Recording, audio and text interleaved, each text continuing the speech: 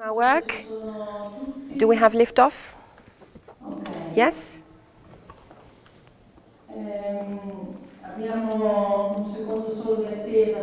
Just a second, because the mayor is about to join us.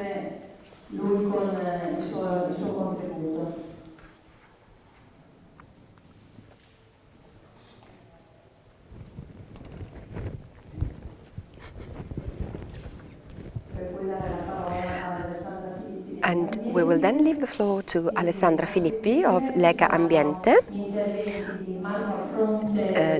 Later, Marco Affronte of the Institute for National Research in Modena, another representative of the Department of Sociology of the University of Bologna, and Guido Parchi, the representative of a limited company based here in Modena. As you will agree, the speech by the representative of our university will be of the utmost importance. It heralds the work that must be done from a research point of view, and will inform us about the state of the art of research. The University of Modena is particularly focused on the creation of spin-offs for the implementation of a series of measures and directives in the field of research. The mayor has just joined us again, so let me now leave the floor to Mr. Giorgio Pighi.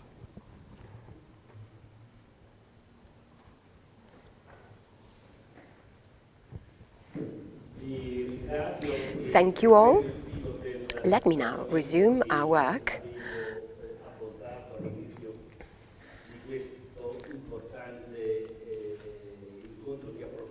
I am very pleased to take part in this seminar. And let me begin by saying that there is a very important link between the territory and the European Union.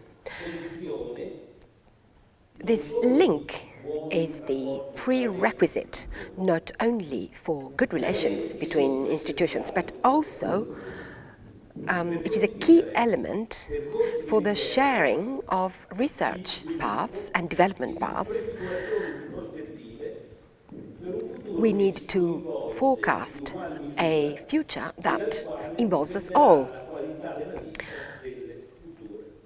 We all depend on this, on the developments of our future, not just in Italy, but in the whole of Europe and globally as well. The path indicated by the Covenant of Mayors for Sustainable Energy has been adhered to by the city of Modena, and the city of Modena is particularly pleased to take part in this project. The year 2013 is the year of the rights of citizenship. Therefore, I feel it is particularly relevant to see the development of our project, because in all our countries we do focus on the rights of citizenship. This very topic is strictly linked to the chapter of sustainable energy. We all want to achieve a world in which life is sustainable and in good balance, in good harmony with the environment. The project is about implementing sustainability projects supported by a far-reaching transformation. Our priority is the sustainable development of our society, so that we can draw paths of growth that can use resources in a rational manner in order to confer to future generations a more livable Earth. Of course, this is a cross-cultural, international issue. Sustainability and sustainable development can be seen in the perspective of the territory, locally. When we talk about goods and services which are produced and provided. So I'm referring especially now to waste and to the idea of recycling of waste. This very philosophy of recycling considers goods and services as something which must not be left aside or abandoned, but something which is instrumental for the creation of something else. Therefore, the relationship between people and things, goods, is seen in a completely different light, in a completely different perspective. The single resource must remain in this very circuit. The conservation of natural resources, respect for environment, and a rational use of energy resources are all elements that will have an impact on the future of the Earth.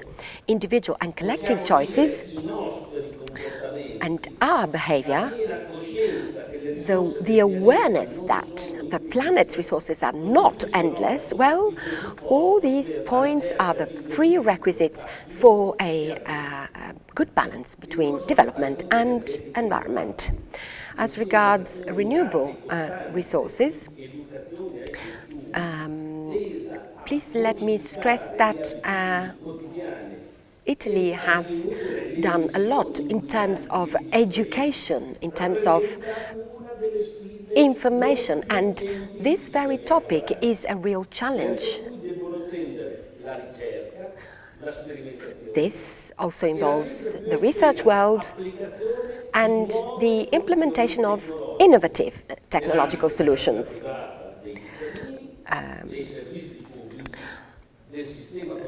This philosophy must be applied to buildings, to schools, to architecture, to all forms, all sectors of our society.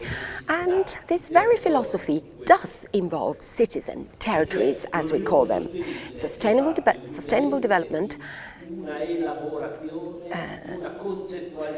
is a part of an overview of a greater vision, whereby we need to focus on how the economic development must take place in good harmony with the environment. But from theory, we need to go into practice. We need to take up responsibility and be responsible. We have achieved very positive results. We must really focus on this very phase in which theory must be turned into practice. Implementation, practical measures, for example, as regards mobility and traffic, conservation of old city centers. We need to educate young people to proper consumption and to a proper use of available resources. This philosophy can be summarized in the sentence, we must improve our overall quality of life. Will you I now wish to apologize if I'm actually going back to my initial point. The referential scheme is exactly the same. When we overcome, when we get through the period in which we all said the task to guarantee security lies with the judiciary or police, Well, we then said exactly what was right, but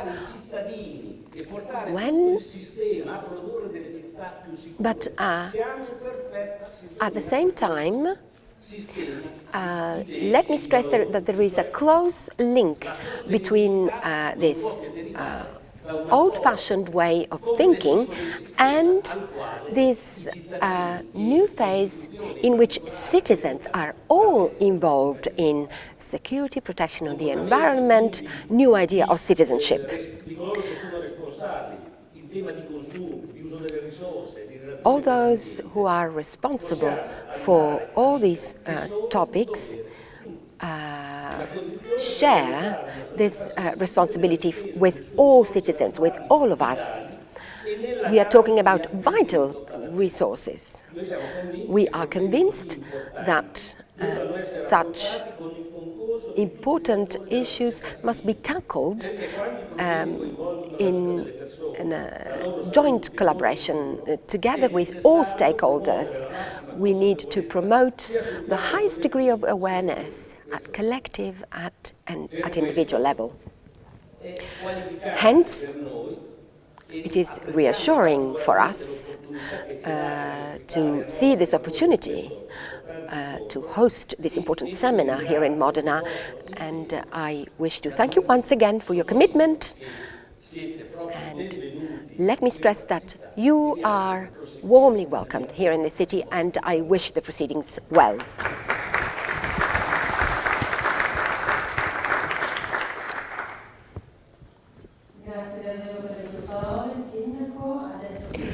Thank you, Mr. Mayor. We now have a series of presentations in Italian. There will be translation into English. There will be some slides in English, yet the speeches will be made in Italian, so please put the headsets on if you don't have them yet. Let me now welcome Alessandra Filippi, the representative of Lega Ambiente Modena. Thank you. Good morning, everybody. My name is Alessandra Filippi. I'm the chairwoman of Lega Ambiente. Lega Ambiente is a league, an association that promotes the protection of the environment. It is 100% Italian, and it works locally through local clubs in the various regions, and it has been doing so over the last 30 years. Our role as an association is a very hard one. We act as a trade union, as a link between the input we launch, the ideas we launch towards our citizens and our national institutions. So we work on our proposals, and we table our proposals based on this close relationship with institutions and citizens on the other hand. Sustainability is indeed a very fundamental issue, especially in times of crisis, and not just from the point of view of health, but also from an economic point of view. Lega Ambiente is particularly pleased that the time is ripe to carry out, to disseminate this change of philosophy, this change of behavior amongst the public administration and citizens on the other hand. We believe that all citizens can indeed make an important contribution to this. We, as Lega Ambiente, have launched 3 projects within schools. These schools are based in 3 municipalities which were directly involved in the earthquake of last year. We're talking about public buildings and as we call them, the containers, the incubators of culture and education of our future generations. A dramatic event such as an earthquake led to a pool of energy, to a joint collaboration of a number of stakeholders, and that is a confirmation of the importance of culture, of the vision that is indeed ripe. The three schools are the school in the municipality of Medolla,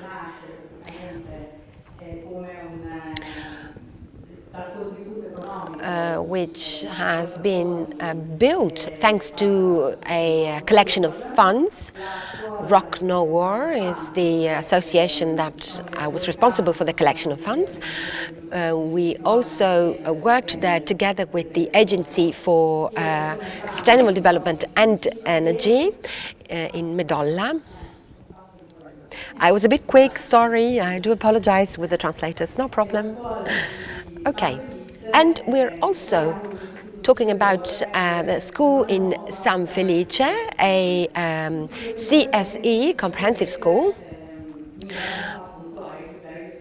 Well, this is the slogan. We will have technical slides, but Nasce la nostra scuola, our school is born, is the title of the initiative. This is the school in Medolla. After the earthquake, 1,040 schools were tested upon their usability in terms of security, in terms of safety, and thanks to the collection of funds of Rock No War, the new infant school and a nursery called Panda will be built. So the school was already there, but it was destroyed by the earthquake, and now the rebuilding is taking place. I will not provide you with any technical data. I don't feel this is quite necessary at this point. As you can see, it is an L-shaped school. The constructive schemes are very different. The characteristics of the buildings are indeed a high degree of sustainability in both cases. One of the wings of the school has been built thanks to this M2 building system. It is a patent, and it is a zinced polystyrene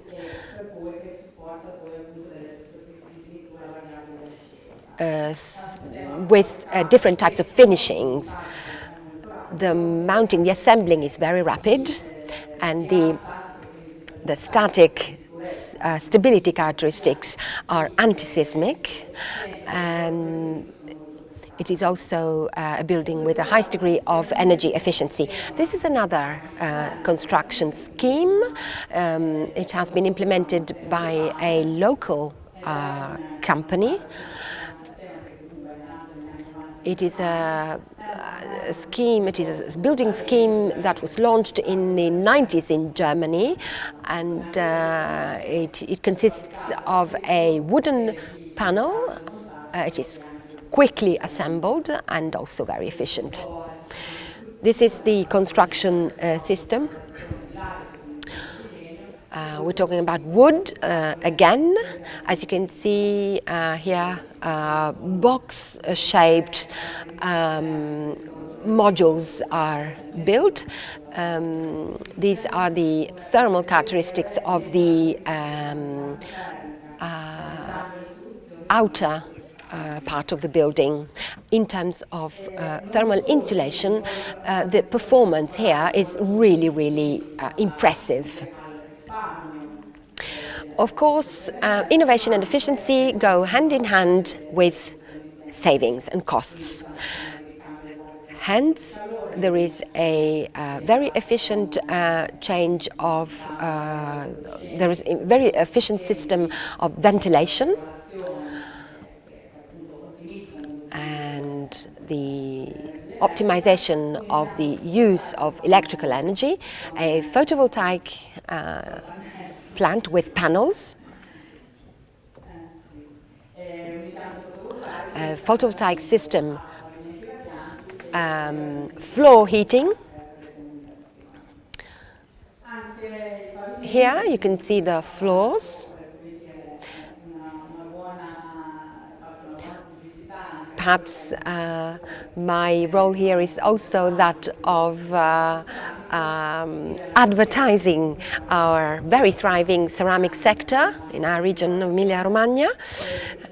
This floor is made of grass, and it is indeed a very particular floor in that it has an antibacterial function. So this is also very innovative in its kind. And this is the final result. The energy performance is really impressive. The overall energy consumption is 60,000 kilowatts per year, not including the kitchen, but this is indeed a very good performance, we feel. These are all the partners that have been contributing to the implementation of the project. They belong to many walks of life, many kinds of businesses that work in the building sector, and there is also a cooperative which works in the food sector. This is the municipality of the small town of Camposanto. The project is quite peculiar in its kind for its structure. Here it is an infant school, and it was completely rebuilt within a pre-existing school which was destroyed by the earthquake. And the innovative element, the novelty, is indeed the construction pattern. It uses environmental materials with very low upkeep costs. And what is most interesting is that the structure is assembled with steel. In steel, it is assembled and lifted. Where's the slide? Sorry, I lost it. Here. Perhaps you can see here the assembling phase, assembling and lifting, and it is a modular type of architecture. Here you can see the indoor. Everything you see here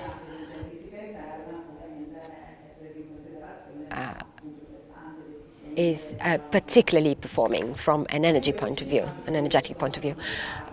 Here again, a list of the partners that contributed to the project. And this is something else, something we promoted in the forefront. We worked together with schools and we involved pupils. We are convinced that culture starts with pupils. The school here is based in San Felice sul Panaro, which wasn't particularly hit by the earthquake, at least not from a structural point of view. So we are now collaborating in this municipality, in this small town. The new buildings have to be refit in terms of energy consumption. We know that a lot must be done, and we believe that involving pupils is also a key element. We called the project the classroom we would love, the classroom we would like to have. As you can see here, we have a number of systems and plants with radiators, traditional radiators with 80-degree, with 40-degree temperature water. And here you can see quite traditional devices. In this building, we carried out an energy analysis and the behaviors of the plant, and we also proposed a number of interventions which we are planning to carry out. We have planned the creation of a number of layers, of tiers inside the building. We have also worked on the transmittance, the present transmittance, and we have put in a perspective what we feel the thermal isolation and the transmittance are likely to become. There is a high degree of heat dispersion, and we proposed to insert here a mechanical ventilation system with a recoup of heat.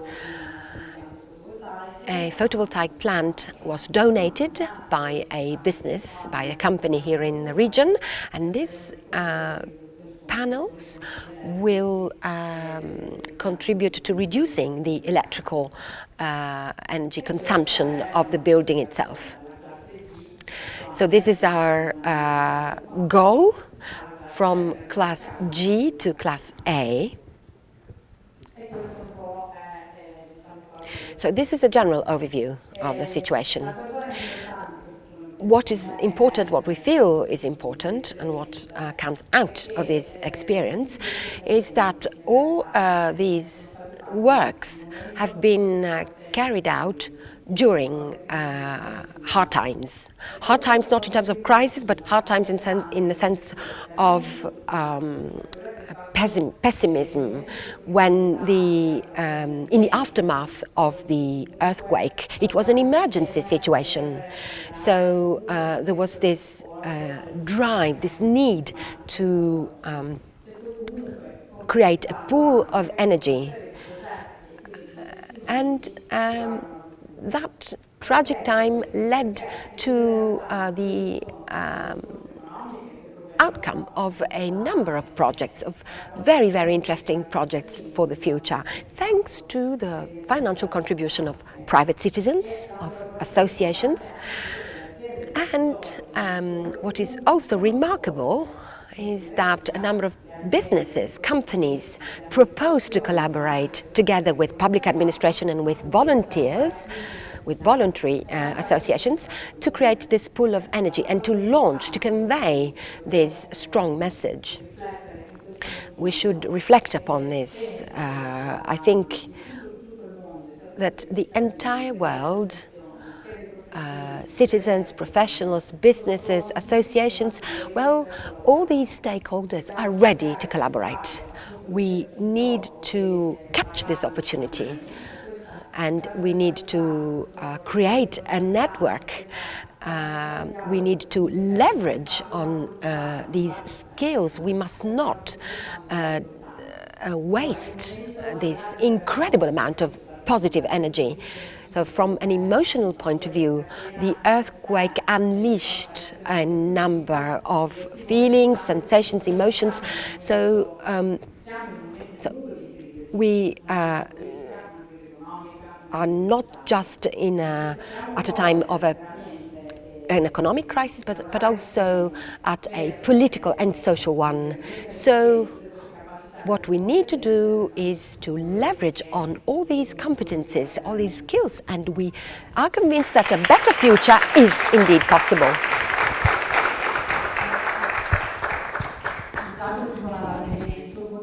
I think that your contribution can lead us to add that we could find 10 possible definitions of what a sustainable city is. The 11th aspect is a safe city, where buildings are safer than the present standards. What you illustrated here today will be repeated also by a couple of mayors of the northern area of our province, the one that was more seriously hit by the earthquake. I think that you did a very good job in making us understand how a crisis can unleash an opportunity of improvement of the cities who had this very severe damage with the earthquake. I ask the partners if they have any questions for you before we leave the floor to the next speaker.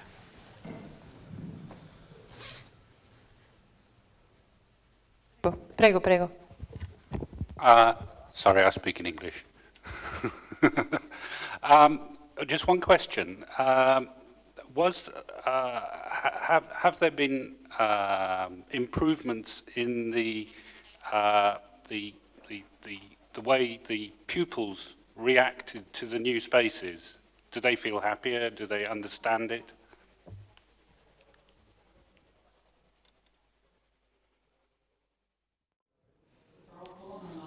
Unfortunately, I don't have an answer to your question. These projects were put into practice 1 year ago, were started 1 year ago. So as far as I know, the first project I illustrated maybe is the only one that is already completed, whereas the other two are still underway. At present, the pupils of the two schools I mentioned are still in the temporary school, so I think that your answer, an answer will be given in the next school year. I can add that I visited the first school in Medolla e c'erano già dei bambini dentro. We asked the kids which was their impression on the new school, and the pupils said that they were very happy to be there because spaces are very wide. The shape of the building creates a green space, an outdoor space where they can go in complete safety. So there was this idea of improved normality.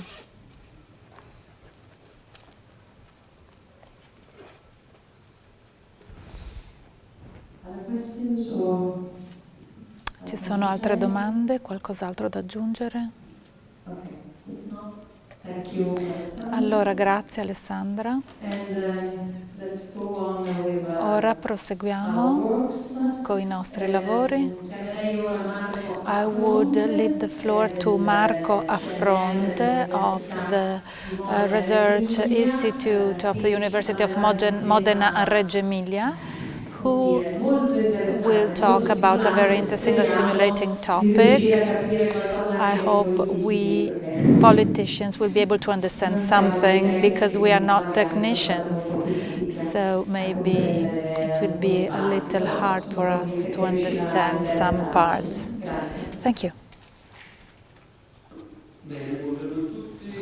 Good morning, everyone.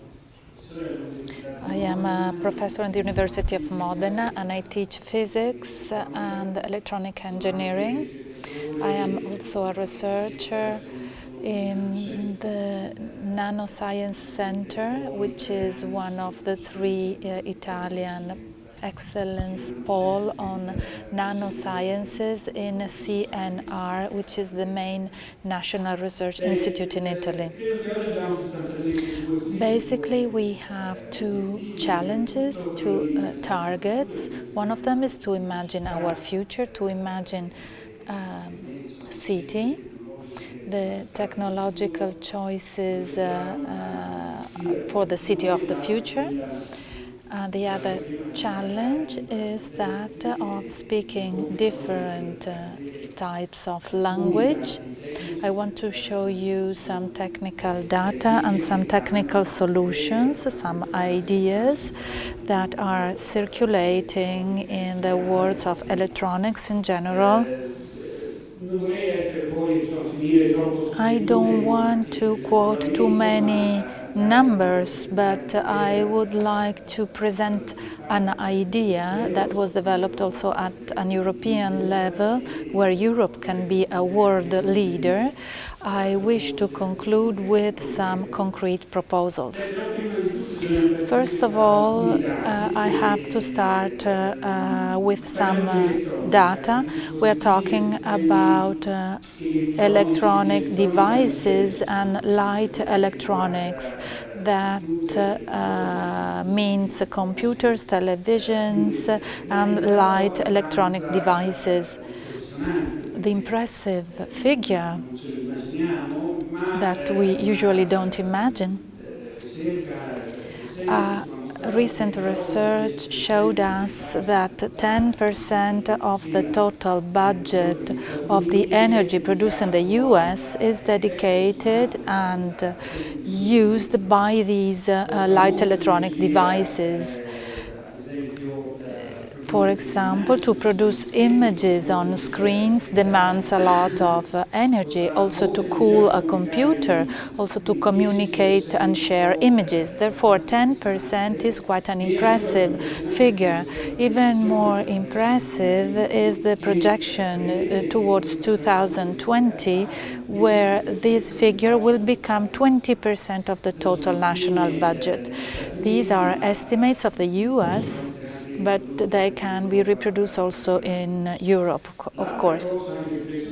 The other impressive figure is that electronic devices are not particularly efficient. As you can see, 30% could be spared by changing the present technology, so there is a good margin of sparing from these electronic devices. This sector is quite limited but significant. These two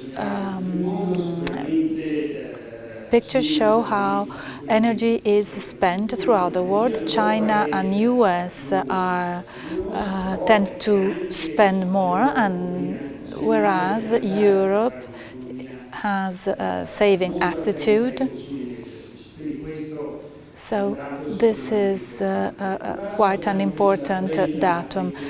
Here we have the consumptions of energy in Italy in the table. Here you can see, from the last column, you can see that we have good margins for saving on this part of electronics we're talking about. This is a spur for the producer of electronic devices. One more technical reason that stimulates us to look for solutions is that our computers use and heat. For example, if we keep a laptop on our knees, we realize that there is a lot of energy that goes into heating. So a basic problem that we have is that as we produce smaller and smaller devices, we cannot disperse heat.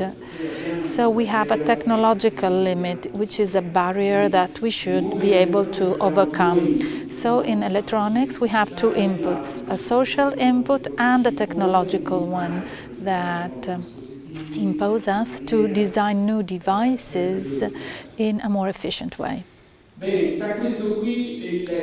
Hence, the message that we get is not a limitation message. We don't want to do a negative proposal. We want to translate it into an opportunity in order to design something new with new electronic devices. So I wish to present you a new class of technological devices. electronic industry is moving towards what we call autonomous systems and zero power systems. I would like to say something on this concept that could be used also in other fields. Zero power systems means that these systems can capture energy from the environment and live without a battery and feeding all the electric devices that we need in a completely self-sufficient way. So this is a new concept that is emerging, and it can be applied in different fields. For example, building a system which is isolated in the woods or in the middle of a forest, for example, that cannot be connected to the usual energy networks. Moreover, in nanoelectronics, we are moving in the direction of devices that, for example, can be worn by the people, so sort of embedded in the garments or in contact with the human body for different functions. So I wanted to illustrate you some example about what I just said. This is part of a big project that was launched also on an European level. It stems from the needs of friendly and sustainable electronics that entails the production of devices that can be like band-aids, electronic band-aids, electronic patches that can be worn on the body to monitor heartbeat, for example, other vital and physiological functions, or chemical and physical functions of the body. They can be used, for example, to monitor some functions in the elderly people or activities in the case of youngsters. Also, emotions and feelings can be monitored. Therefore, they can be an interface with the human body for more developed functions. So, I want to show you these three cases. On the one hand, it's a matter of saving a factor 1000 on the consumption of these systems in the three different functions, but also this new concept of capture energy from the environment. This is a new concept. So this is the topics that is more important for me because it's nanoelectronics, that is building processors that are smaller and smaller and more efficient. So it's a matter of energy saving, increase of efficiency, new materials, whereas here we see this innovative concept. If these systems have to be worn on the body and if they have no battery, that is zero consumption, it means that during the 24 hours of the day they have to be able to capture energy from the environment in any possible way. So it's a fourth generation of photovoltaic cells, particularly efficient photovoltaic cells. But when we see that the person is in a dark space without the possibility of using the light as an energy supply system, we can use the transductor that can transform energy, the kinetic energy of the human body, for getting energy. Another curious aspect we are working on, but we know that in Asia, Korea and Japan big investments are being made, is some thermoelectrical batteries that use the property of nanomaterials in order to create electric energy from the difference of temperature between the human body and the outer atmosphere. For example, this can be used at night when there is no light. So by using these three systems, I want to spread this message. It is possible to create systems that are self-sufficient and don't need batteries. The other important sector that is to reduce energy consumption for communications is by building more efficient antennas, but also by creating local networks that can, for example, follow the person or the patient in his or her environment, and then communicating the collected information at a local level or at a central level or to a personal computer. So I think this aspect can be interesting also for the cities. In order to reduce consumptions also on the sensors, now we have developed micro and nano sensors that can monitor all the physical parameters, chemical parameters of the human body, but also the physiological one. The most interesting aspect is that we are thinking about emotional sensors that can detect the emotional state, the feelings that have some precise symptoms, in order to prevent, for example, epileptic attacks or simply a state of sleep when somebody is driving, for example. So these sensors are very evoluted, are very developed, and will in the future be the interface between the human body and an electronic device. I would like to conclude with these opportunities, these three proposals. First of all, which is the message that emerges? To build new electronic devices, we need large investments, and the only way to do that is to be part of large initiatives at an European level, but the territory is also very important to support local bodies. There are many interesting researches in France and Spain, because these researches do not float in the outer space but live on real territory.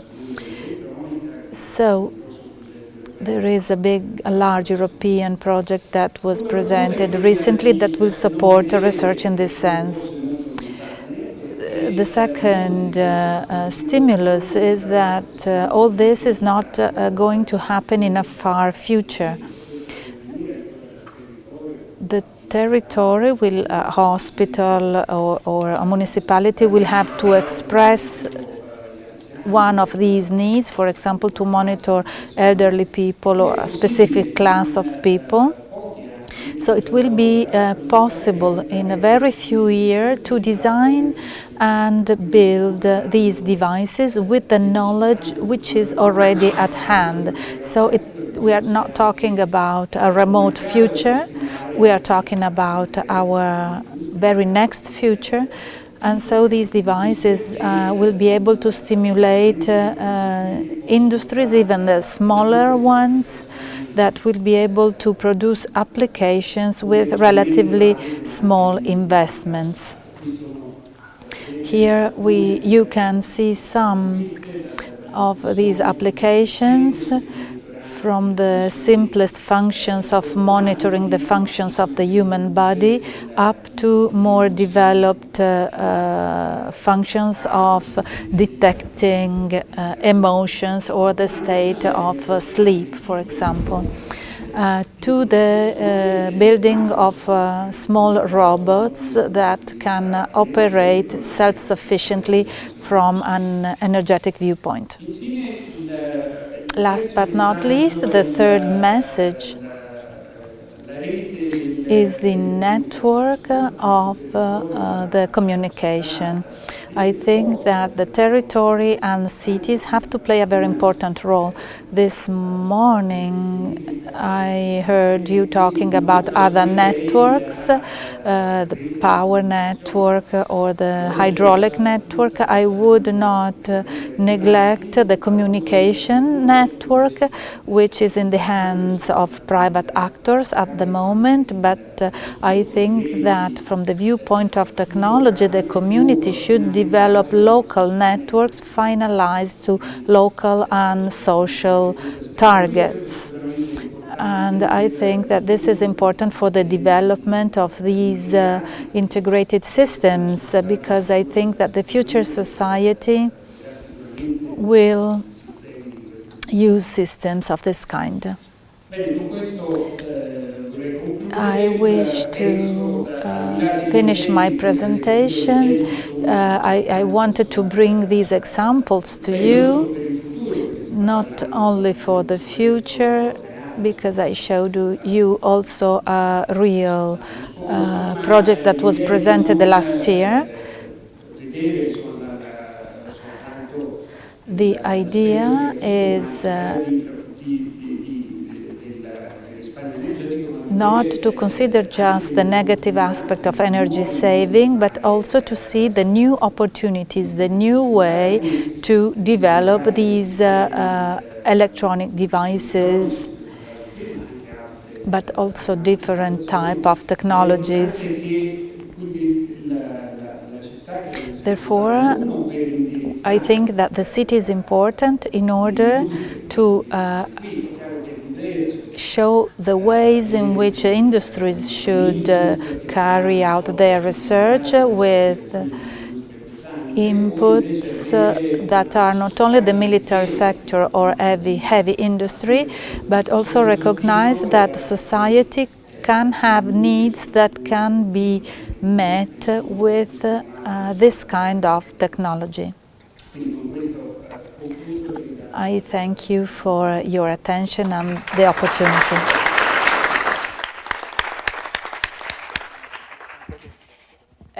Lei ci ha fatto un invito, credo, molto interessante, quello di non vedere Not to see these devices as a science fiction. What you told us is something very interesting. You gave us the suggestion of considering nanotechnologies as something that can be used in the near future.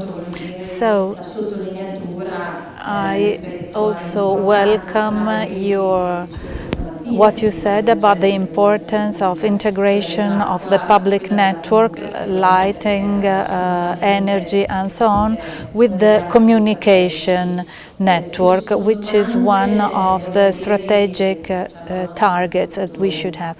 Do you have any questions for our speaker before we move on? Please.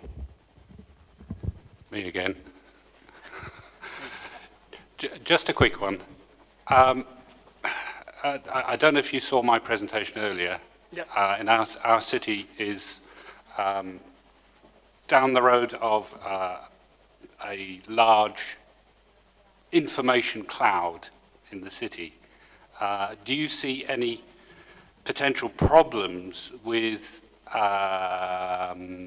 access to this sometimes personal information that will be available in the future, like all technologies that can be abused? Do you think this might be a barrier to uptake in the future? Rispondo in italiano, mi spiace. The key point is to give the right size of the network to the society that requires it. That's why I said that it's important to have a communication network that can be simply at a kindergarten level, but also neighborhood level, but also at the city level. I don't think that we have really big problems for cities. I think that the problems will be isolated spaces like forests, for example, where communication systems are less efficient. On a smaller scope, you just need to structure the communication network in the right way from the beginning so that it will work with the same efficiency in every point. We already have technologies and protocols to do so. In the cities, I don't see big problems.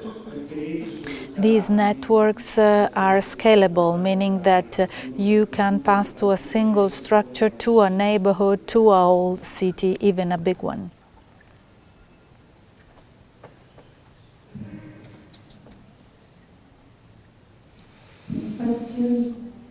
Se non ci sono altre domande, proseguirei con la prossima presentazione.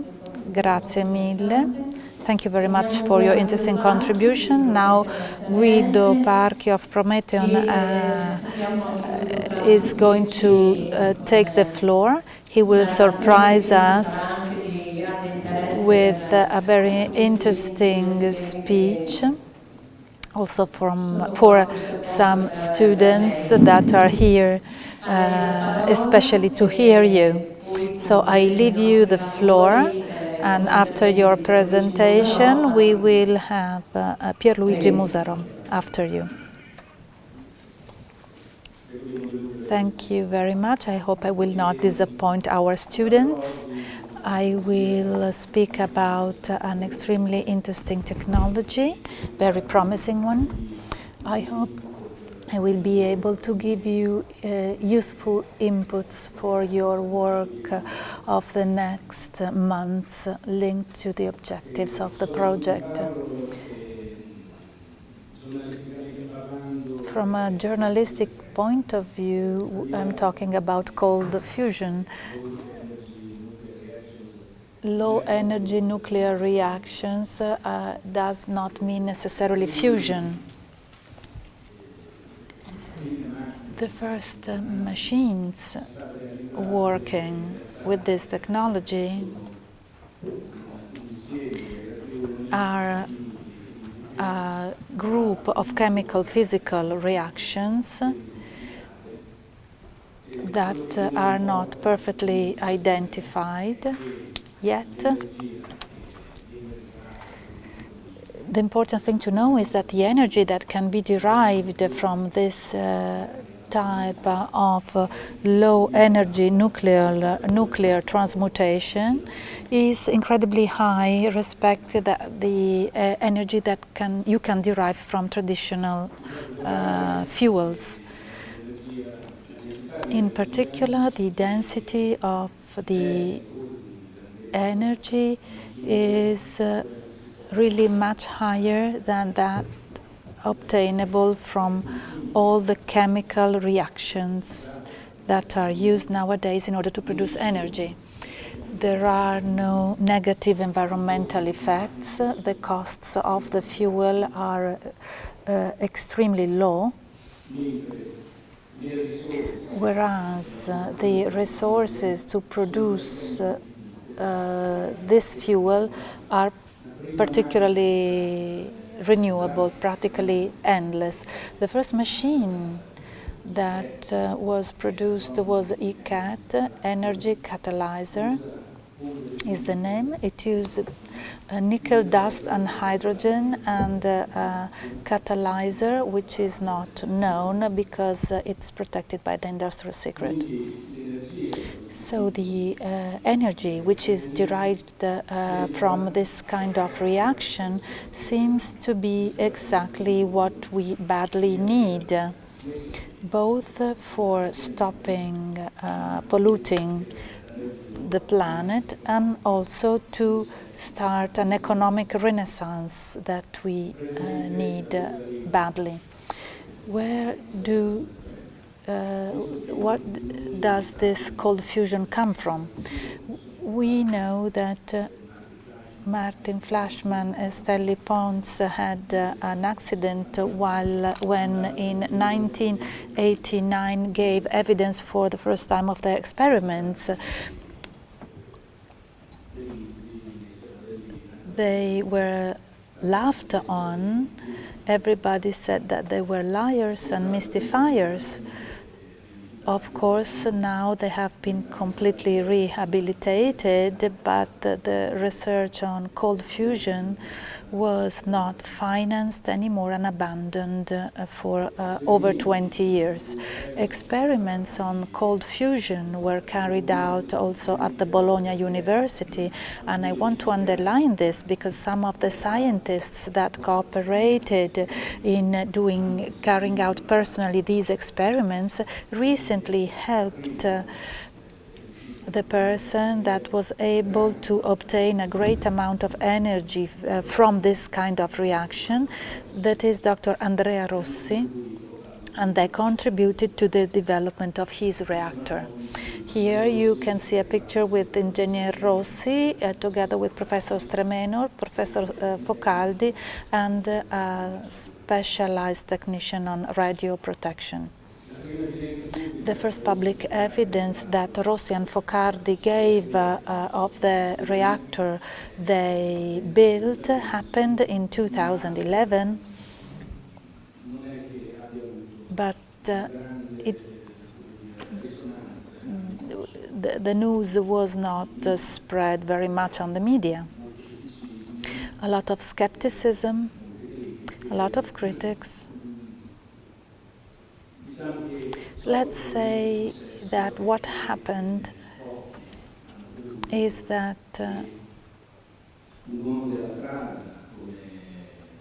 not many people believed that a person like Mr. Rossi, who was not a scientist, who had no funds for research, was able to build what was unbelievable.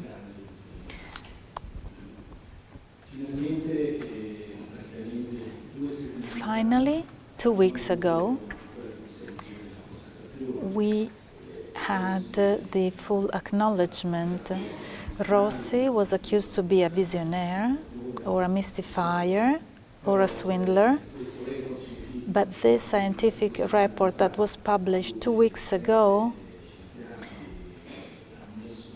was written by 7 scientists that put at stake their reputation,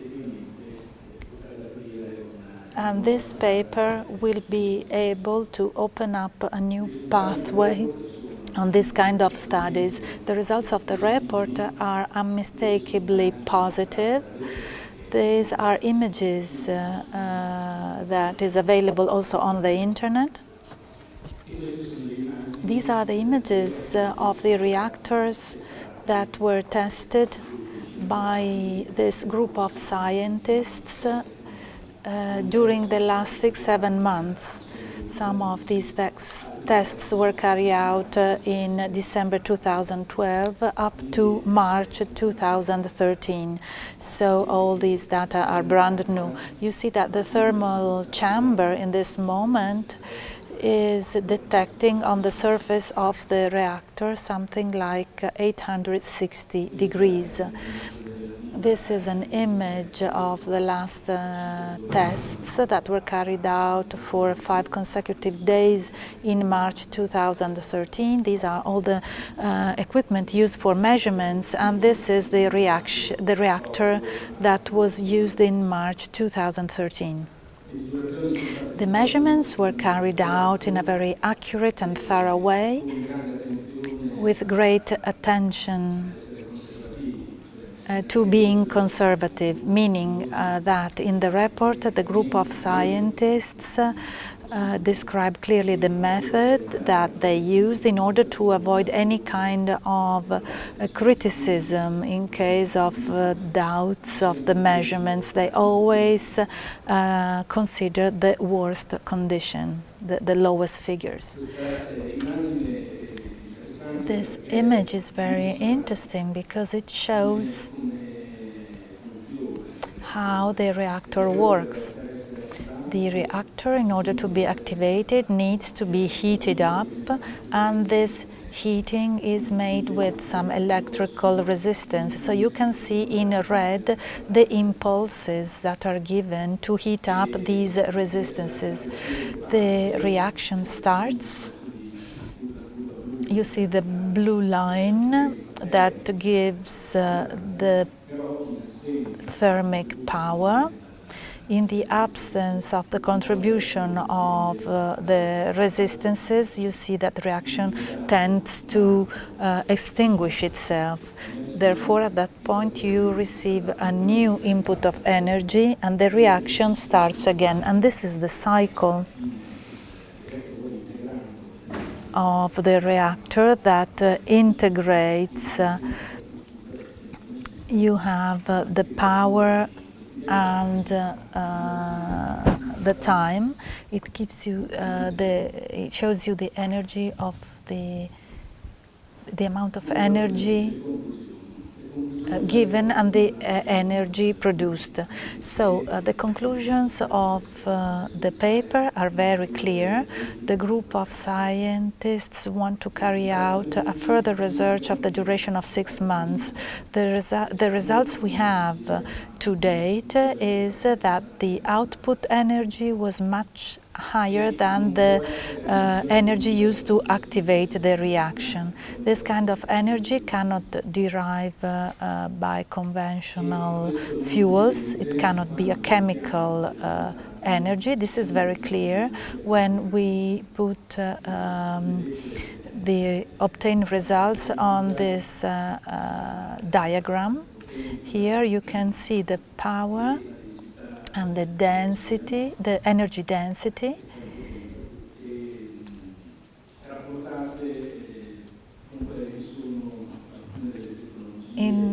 Detected, compared with the energy that you obtain with the usual devices, that is the turbines of an aircraft, for example, or internal combustion energy. The results that we have obtained is the dot up on the right, so it cannot derive from a conventional chemical source. So now we are talking about a density of energy which is incredibly higher than the energy, the known energy. So the Swedish colleague did this very high impact image in order to give you the idea of a barrel of fuel, the energy that can be supplied by a barrel of fuel, of nickel and hydrogen, and the amount of energy that can be obtained from oil. So a barrel of nickel hydrogen corresponds to the amount of energy supplied by an oil carrier ship. So which was the reaction of the press?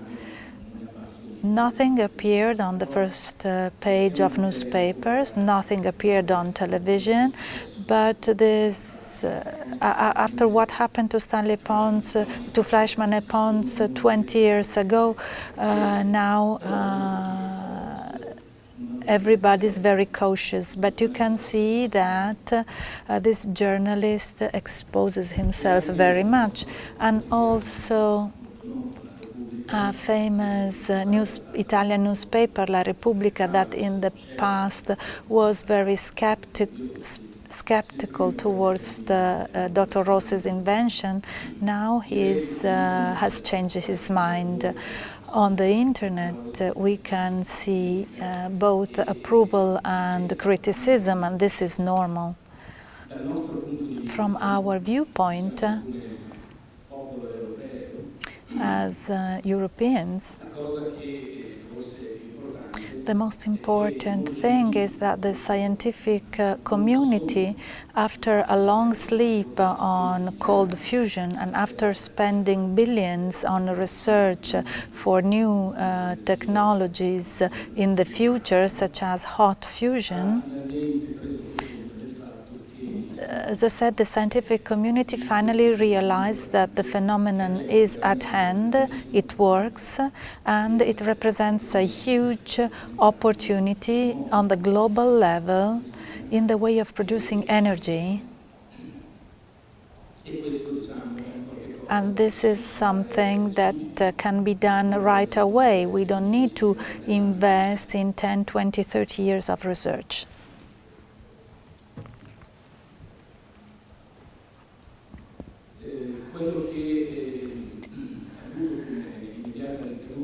The immediate result was general awareness on the nuclear cold reactions. Enea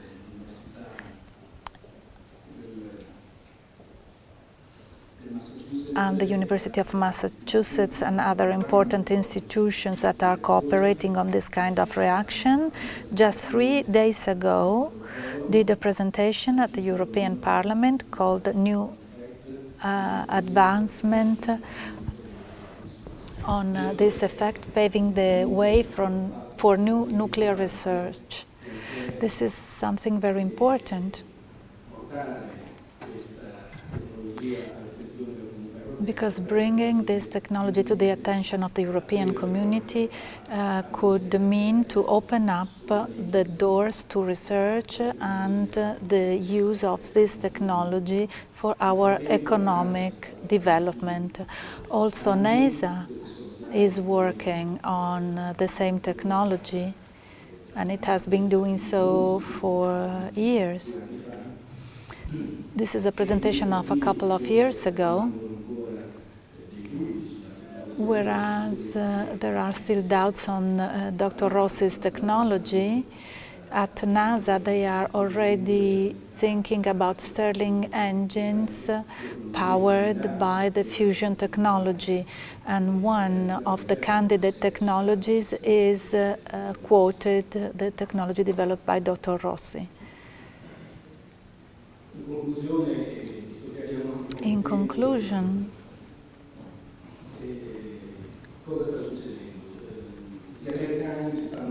the Americans are already working on it, they believe in it, and they are investing on it, whereas in Europe we are sleeping. This technology could really help Europe very much in a moment where we have very serious economic problems, in order to relaunch our economies.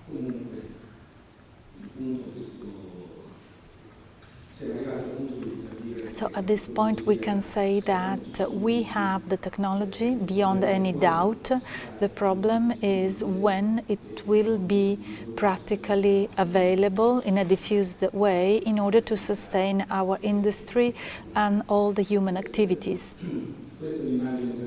This is an interesting image because it shows how Rossi managed not only to carry out interesting experiments in his lab, but also to build a first working prototype that with the potentiality of 1 thermal megawatt, and this is an image of the prototype. A couple of words to make everybody understand the importance of what's the meaning to have low-cost energy. Low-cost energy in the last century permitted the transformation of countries such as Italy, that was a basically rural economy, The transformation into an industrial economy. Lower energy means economic development, higher level of education, social welfare. Therefore, the impact of a new source of energy at a low cost can be a very strong new impulse for economy with all the related positive effects. Fossil fuels gave this to us, but also a lot of problems that are clearly visible. A very high level of pollution of the earth, climate changes that are still under study about the consequences in the future, and energetic dependence to the countries that control energy sources. Energy requirements are increasing. A small recession is not enough to diminish the need for energy, and most of the energy, unfortunately, is still derived from fossil fuels. We don't have much hope to be able to reduce and compensate for the use of fossil fuels with the renewable sources and non-polluting sources. The curve of electric energy used at a world level is almost parabolic. Therefore, our perspective will be that the only possible solution is that of finding clean energy sources to substitute oil and gas. I think I'm running out of the time allowed to my speech. The importance is to find a clean energy, low-cost source, and I think that low-energy nuclear reactions can represent what we all need, what we can benefit from in the next years. The applications of this kind of energy is the same list of all the use that we do now. So power plants, thermal energy, air conditioning, and so on. The new aspect that is introduced by this new form of energy production is that the paradigm of production will change completely. In the past, the paradigm was characterized by great, large plants.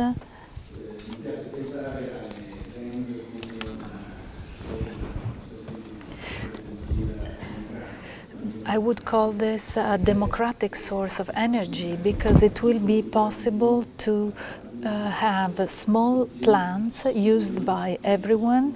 They will be safe plants, so it is difficult to foresee the future, but we will be able to have in our homes a small device to produce electric energy and thermal energy.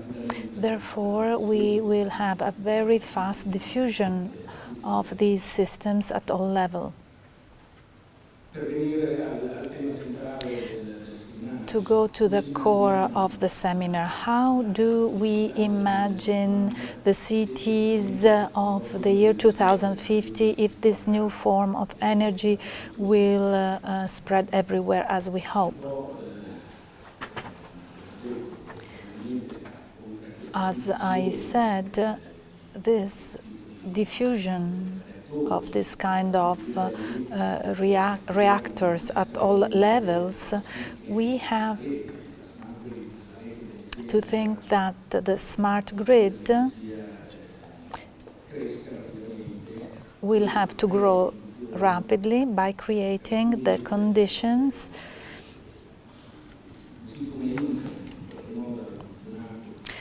As the internet was a big revolution in the way of communicating, of supplying and receiving services online, also the new smart grid will be a big revolution, so it will be necessary to develop interconnected local networks, connected one with the other. So in this way we'll be able to find the producers and the users of the energy. So today it's still very difficult to be able to imagine how it will work, but I think that from here to 2050 we are going to move in this direction.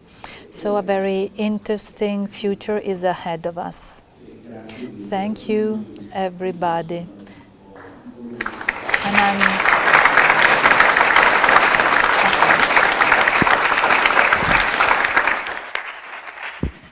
Certo, quando parliamo di un 2050 non più dipendente dal petrolio si possono intendere tante cose. Questa che lei oggi ci ha illustrato come possibile via al futuro basato sull'idrogeno è assolutamente molto stimolante. Ci sono domande o richieste di intervento da parte dei partners? Prego.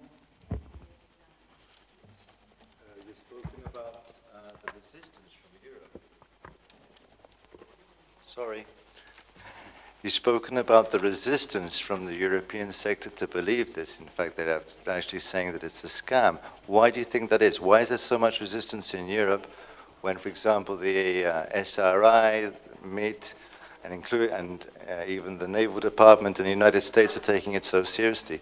Is it a political problem or is it a scientific doubt? In italiano? Good question indeed. I'm a technician, so I somehow have an idea of this phenomenon. Perhaps it is the impact that this form of production might have on the status quo, as the oil lobbies. Well, there is a heavy pressure.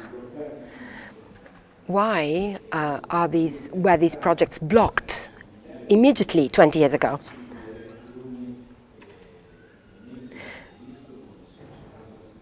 Well, these reactions do exist, let's face it. I think we should study these phenomena in deep, and we must find the very origin, the motivation, why research has not been conducted in this respect and not enough space has been given to these technologies. I hope I have provided a suitable answer. Yeah, you say that it's possible that it's due to the fact of the lobbies, for example, the petrol lobbies. But surely the petrol lobbies in the United States are much more powerful than the petrol lobbies in Europe. In fact, Europe is probably the continent where we are most actively trying to find alternatives to not to be dependent on outside sources of petrol fuel. That's right. Difficult to say, to give an answer. Dare una risposta.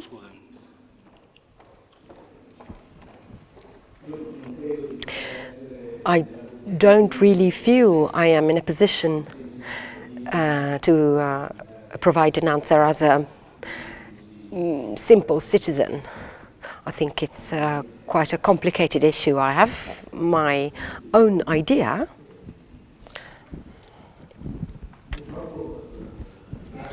But Fleischmann ponds were made ridiculous. They were laughed at by any other scientist in the subsequent years.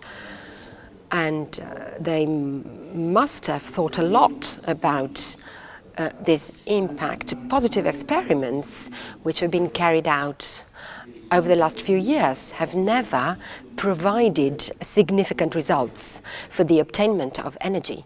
Hence, Fleischmann and Pons did not really succeed in convincing their own institutions, their own bosses, investments in this respect have been minimal compared to hot fusion, where we talk about tens and tens of billions of euros. I'll try and make it quick. The situation you're in is very similar to the first caveman who invented fire. He knew that he did something, he banged rocks together and a fire started, but he had no idea of the full chemical analysis of how the chemicals went together and produced fire. My personal advice to you would be tie the whole lot up in as many patents as you possibly can and make a lot of money out of it. And do it from the process of practical products. If you have a practical product, the world will come to your door. Don't worry about the scientific community. If it works, it works. That's right. Esatto, è proprio così. That's right. That's exactly Rossi's viewpoint. Rossi always interpreted criticism as something positive, constructive, yet, he said, I will go on. And regrettably, I haven't found that many open doors in Europe. The technology has been sold already to a big US concern, which perhaps within the year 2014 will come out and will release the first industrial products that will be marketed. So, okay, Europe is the cradle of culture and traditions, but we have not caught this incredible opportunity which might have helped our continent in becoming the leader in an impactful technology. Thank you very much to our rapporteur. Let us now continue with our proceedings. I now wish to invite Dr. Pierluigi Musarò from the University of Bologna. He teaches sociology of behavior. He will bring us back to the Earth, considering we have been projected upon the moon.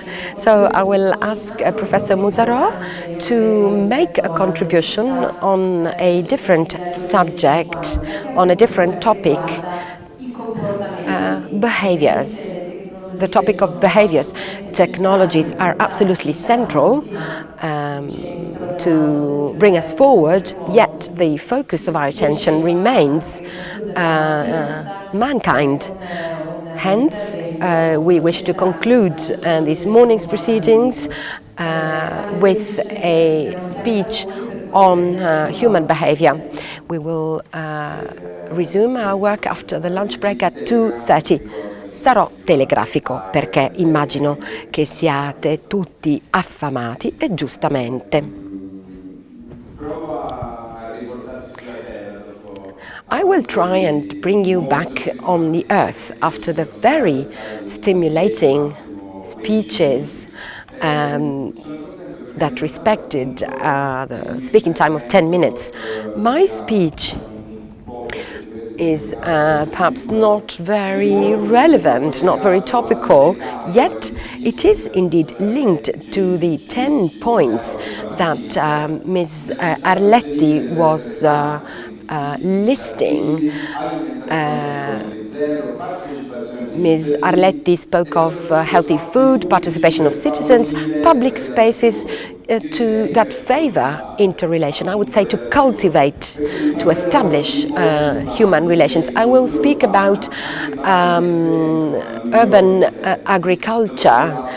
Thanks to my experience at the University of New York, where I work on livable cities. We all know about the effects of globalization, but how livable are global cities?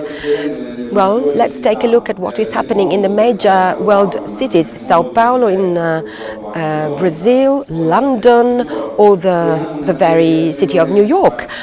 We actually sense a spatial segregation, which is also an economic and political one, and which brings us back to the old idea of colonial cities, the wide center, and then the barrios, the slums, the favelas, the outskirts of big cities. How can we overcome all these difficulties, and how can we actually harmonize these characteristics, the characteristics of global cities? This is the index of global cities. First and foremost, we can see that cities are gradually becoming megalopolis.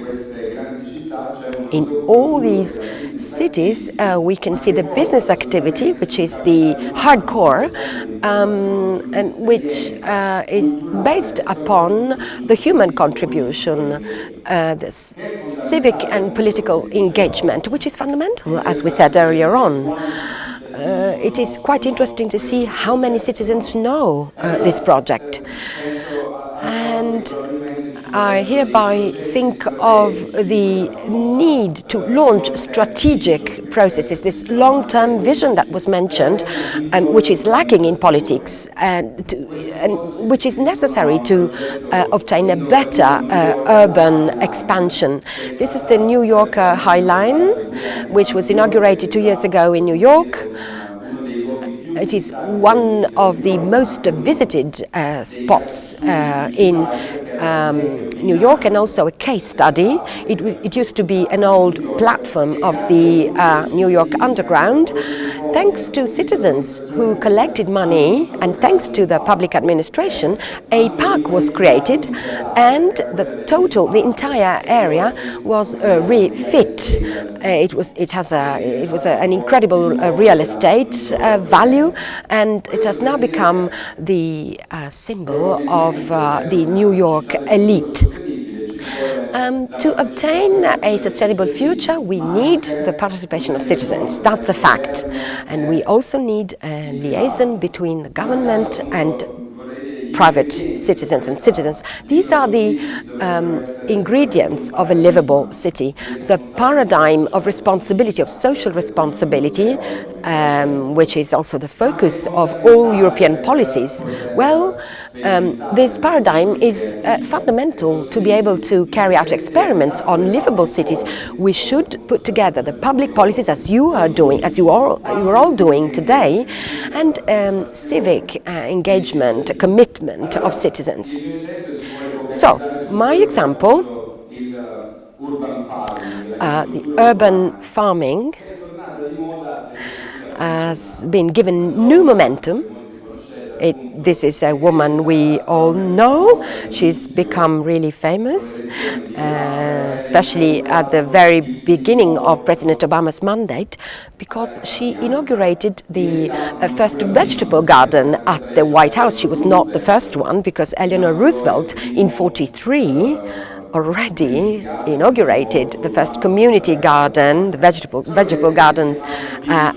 At that time, the name was Victory Garden. Now it is called Recession Garden, because this development is due to the recession, the economic crisis, with an exponential increase of vegetable gardens within urban areas. If we went back in history, Victory Gardens already existed in Italy, France, Germany, the UK. The war gardens, just like the vegetable gardens in the United States, the school garden army. There was this idea that through a garden you did make a contribution to victory. This tradition has been given new momentum, and numbers say that in the UK, France, Germany and other member states of the European Union, gardens are being expanded. Urban gardens are indeed growing in number. In Bologna, which is one of the most innovative cities in Italy, we had urban gardens which were given to elderly people. The bids were published but were made open to young people as well. So there is an incredible number of public spaces devoted to vegetable gardens. Are the reasons merely productive? Yesterday, Michael Sandel from the Harvard University presented his new book. He spoke of injustice and inequality, and he stressed the lack of public space, of common goods, which the market cannot purchase. So behind urban farming, there are a number of social and symbolic values which go beyond the sheer economy. I have published an essay on the potential of urban farming in New York. New York is characterized by a high degree of density and the real estate cost, which is also one of the highest in the world. It is also very forward in the sector of urban farming. And there is a network of private and public agencies, groups of citizens who have set indicators of health, of social welfare and environment. Urban farming is also an indicator, and it is indeed a positive element for a sustainable future. This is in this is downtown Manhattan. On the rooftops there are kitchens, there are canteens. So these associations involve the homeless who also make a contribution in the growing of vegetables in this garden. Of course, also from an educational point of view, these gardens are incredibly important. I also concentrated my work on the maps of farms, of community gardens in New York, and you can see that in the 5 boroughs in New York, urban farming has already taken on an important meaning, but at the same time it has become multifaceted. There are farms which are privately owned by people. They produce food and they sell and they make money, they make profit. There are community gardens which stem from the 70s and which try to stop gentrification and cementification. But within maps you can also find other characteristics. This is a garden map supported by the municipality, and their space is inside the municipality itself. So you can see the gardens map shows what you can exactly what you can have: compost, and this system of maps has been developed to evaluate, to assess how much food is produced and wasted. This map is also very interesting because it involves what we call zero kilometer gardens, where a farmer can actually go and buy food. Food here is produced by the different communities, so we have another positive element of inclusion. Solidarity is also finds also its expression in a purchasing group, which purchases food which is locally produced. This other map illustrates the vacant lots, so the potential that the city has to develop this activity.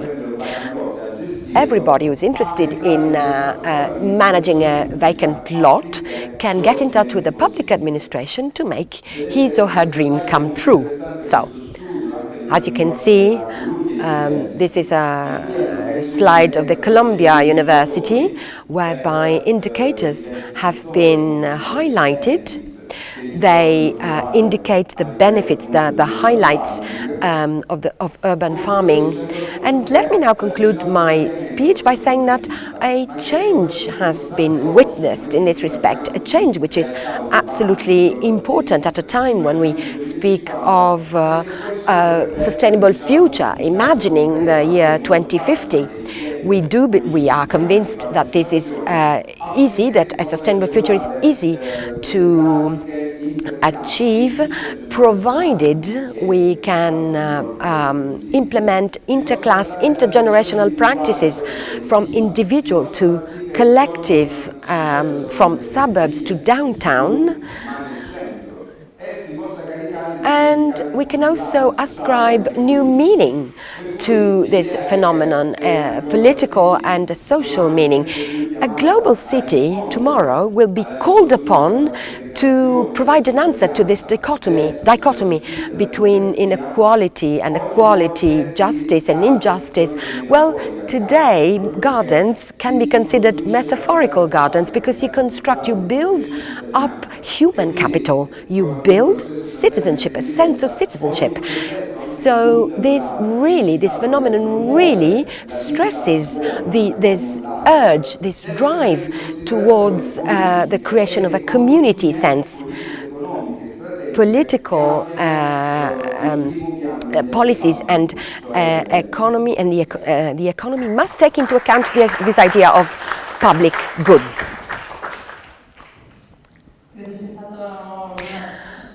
Well, thank you very much for your very stimulating contribution. It provides food for thought, and it is quite different in nature compared to the previous ones, but it's still very, very stimulating. And are there any comments or questions from the audience? Perhaps Alessandra? Yes, let me take this opportunity to thank our professor. Of course, Lega Ambiente also promotes these topics.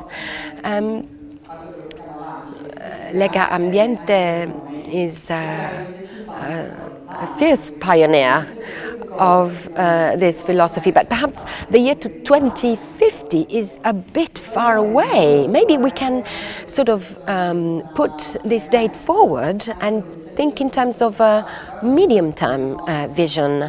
The municipality of Modena took part in another project, and during a public meeting, we, as Lega Ambiente, stressed the importance of alternatives to the consumption, to the use of public land. And we pleasantly took stock of the fact that this proposal was well achieved, was well received. So,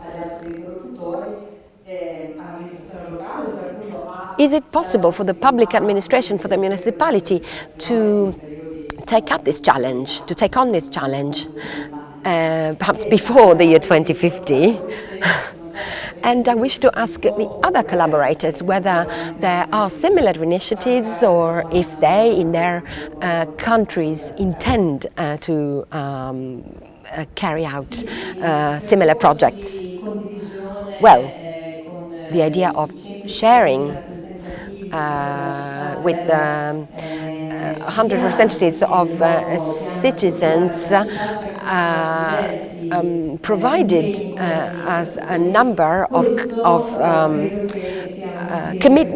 a series of commitments that we can and must take definitely before the year 2050. We have been provided with a lot of input from citizens and other stakeholders, but I am committing myself to organizing an ad hoc meeting on urban farming. Perhaps we can endeavor to create a pool of energy. Of course, urban planners,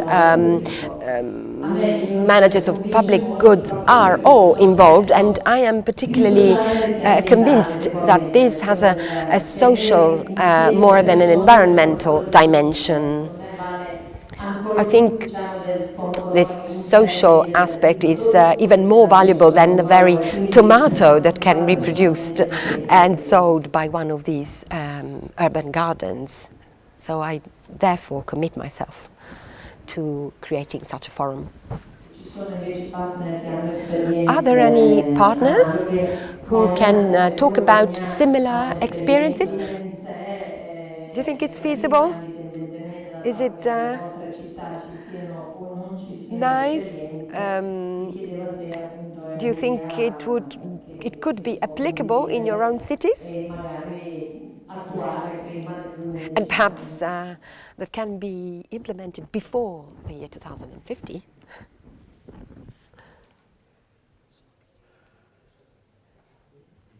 No?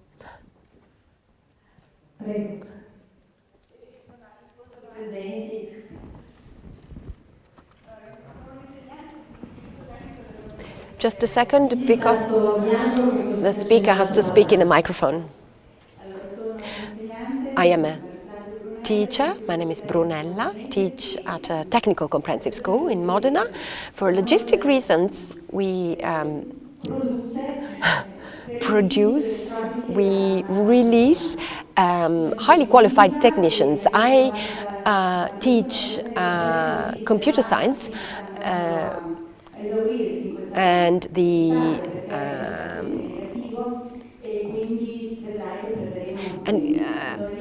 the chemistry department was the headmaster of the school told me a few years ago that chemistry as a subject, as a department, was slowly but surely fading out because this profession was not appealing to anybody.